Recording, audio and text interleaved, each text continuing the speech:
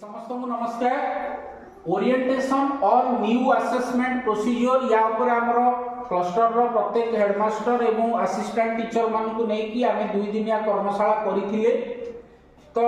Today we will discuss about how to fill up the assessment register for class 5 एवं अष्टम श्रेणी रो पिला मानकर वर्तमान ए चलित वर्ष 2025-26 एकेडमिक ईयर रे नूतन भाव में सरकार तरफ आडप्ट करने को जाऊँगी गोटे न्यू असेसमेंट प्रोसीजर जो थे दुईटा जिनिस को लेकिन आम असेसमेंट प्रोसीजर टी हम ताला इंटरनल असेसमेंट एवं समेटिव असेसमेंट सब्जेक्ट आपण नियंतु गणित हो पारे इंग्लिश हो पारे ओडिया हो पारे किबा विज्ञान हो पारे आमे गोटे पर्टिकुलर सब्जेक्ट पे डिस्कशन करी पर्टिकुलर सब्जेक्ट पाई आमे केमिति इंटरनल असेसमेंट एवं एसए 2 रो मार्क फाइल तैयारी करिबा गोटे एक्सेल शीट मु डेवलप करिछि कालिका प्रसाद क्लस्टर तरफरु। प्रथमे रहिला नेम ऑफ द रखिले नेम ऑफ द स्टूडेंट। तो प्रथमे पिला मानकर ना रखिले तापर जेहेतु आमर न्यू असेसमेंट प्रोसीजर रे आमे दुईटा जिनिस ऊपर काम करिबा। प्रथमटी हला internal assessment. A internal assessment रे आमर तीनटा जिनिस रहिबो अष्टम श्रेणी तीनटा जिनिस कोन कोन इंटरनल असेसमेंट रे फर्स्ट जिनिसटी हला FA1 FA2 आ SA1 ए तीनोटी गोटिए पार्ट तापर रिटिन वर्क ये गोटिए पार्ट एवं तापर प्रोजेक्ट वर्क तीनटा पार्ट को नै कि हमर इंटरनल असेसमेंट क्लास 8 पई आमे कार्यक्रम करिबा। ए इंटरनल असेसमेंट रे FA1 जहां हमर विद्यालय स्तर रे आमे ऑलरेडी करि सारिचे FA2 करि सारिचे 25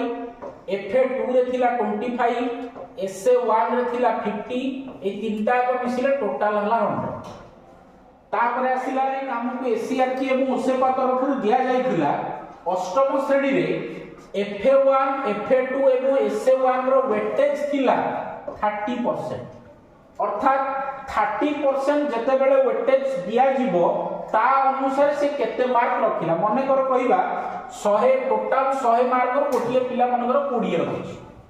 ताले 30% जते बेले हमें वेटेज दबा 20 जति की प्राप्तांकतार मार्क जति की सिक्योर्ड कला टोटल मार्क हला 100 इनटू जेतु हमकु वेटेज दिया छि 30% इनटू 30 याकू कैलकुलेशन कले जति की हबो तार मार्क सिक्योर्ड आज पर वेटेज से मार्क पाइबो 6। किंतु जदी मार्क सिक्योर्ड आज पर वेटेज रे गोटे डेसिमल नंबर आसिला फॉर एग्जांपल माने कर 7.1 आसिला ताहा राउंड ऑफ हे की 7.1 थिले 8 हबो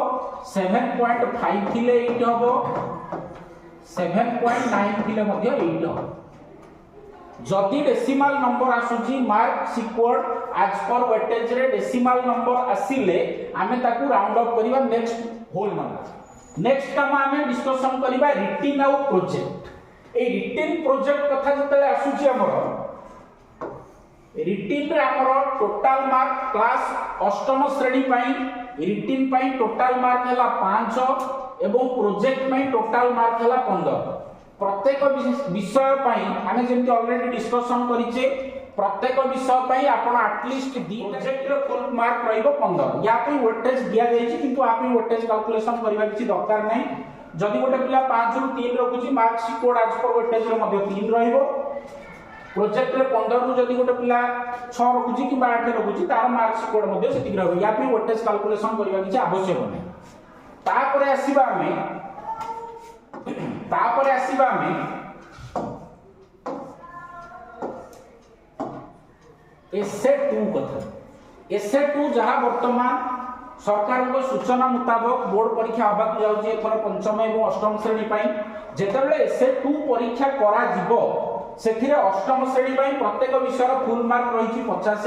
से जेति की मार्क रखिबो सेति पई वेटेज रहिछि 50%। ता अनुसार कैलकुलेशन होबो। मु जो एक्सेल शीट टी तयारी करछि एथरे मु फार्मूला अडॉप्ट करछि। वर्तमान हमें देखिबा गोटे पिलार जेतेबेले हमें मार्क इनपुट करिबा केमिति तार मार्क एथे एंट्री करिबा अर्थात मार्क कोठी एंट्री करिवे FA1 रे केते मार्क रखिछि FA2 रे केते मार्क रखिछि SA1 रे केते मार्क रखिछि एवं रिटिन रे मार्क सिक्योर्ड केते प्रोजेक्ट रे मार्क सिक्योर्ड केते जोटा तार हाईएस्ट मार्क हे एसे 2 रे तार टोटल मार्क जेतबे परीक्षा से केते मार्क सिक्योर कला एई तिको कथा में एंट्री करले ऑटोमेटिकली अन्य जिनिस गुडी को एंट्री हेई जी देखला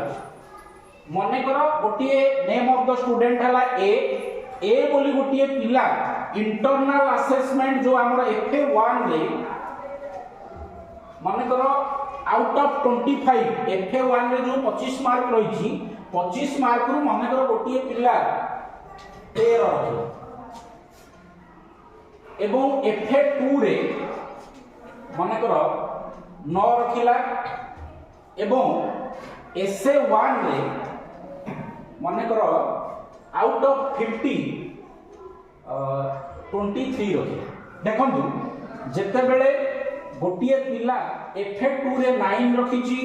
SA1 रे 23 रखिची मु जेते बेले तीनटा मार्क एंट्री कर दोची टोटल मार्क हे गला तार 45 एवं हमर वेटेज दिया हबो 30% अर्थात 45 रिटिन रे माने करो पिलाटी आउट ऑफ 5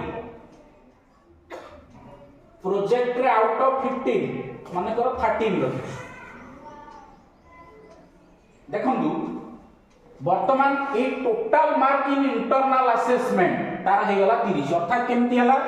एठी गोटे आसिला 14 एठी आसिला 3 एठी आसिला 13 14 3 17 13 हला 30 अर्थात सेही पिलाटी इंटरनल असेसमेंट रे टोटल रखिला 30 मार्क तापर आसीबा एसए2 रे मनकर गोटी पिला आउट ऑफ 50 23 रखिछ जेते बेले तार वेटेज दिया जीवो 50% अर्थात 23/50 into 50 ता माने तार मार्क हे गला 23 एवं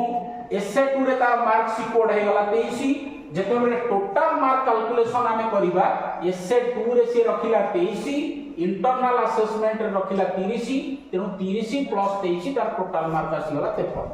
वर्तमान आ गुटे भी आमे जिबा वर्तमान पंचम क्लास रो एंट्री करिबा सेमती माने कर गोटे पिला FA1 रे रखिची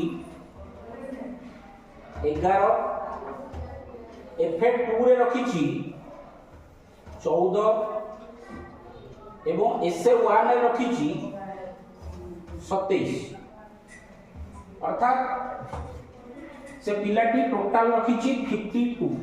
जेते बेले तारा परसेंटेज हमें कैलकुलेशन करछे देखंतु आसिला गोटे डेसिमल नंबर 15.6 मटी राउंड अप ता कला पर हिजो 60 तापर सेमती टोटल मार्क रिटिन रे आसीबा आउट ऑफ 10 एटी पंचम क्लास रे रिटिन रो फुल मार्क रहिची 10 रु से मानकर रखिची 9 एवं प्रोजेक्ट रे रखिची मानकर आउट ऑफ 20 12